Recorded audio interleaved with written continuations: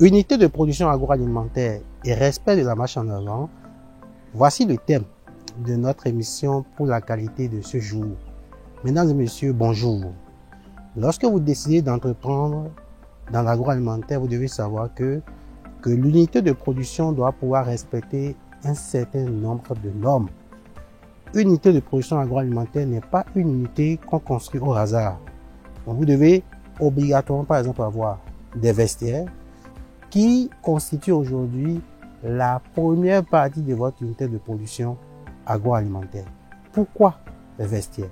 Les vestiaires parce que lorsque vous venez de la maison et que vous devez pénétrer votre unité de production, vous devez mettre en place un système où on doit pouvoir débarrasser tous ceux qui rentreront dans cette unité-là de tout ce qu'ils ont amené de la maison, parce qu'ils ont traversé quand même une ville pour venir au niveau de l'unité.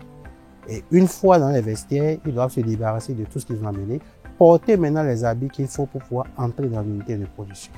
Mais lorsque vous rentrez dans l'unité de production, la disposition à l'intérieur de l'unité, elle est capitale. Pourquoi? Parce que vous devez respecter ce qu'on appelle la marche en avant. La marche en avant, c'est quoi? C'est une succession d'étapes, une succession d'opérations unitaires que vous respectez lorsque vous faites de la production agroalimentaire. La définition essentielle de ce mot réside dans le fait que les produits semi-finis ou finis ne doivent jamais rentrer en contact avec la matière première ou ce que vous avez débarrassé de ces matières premières.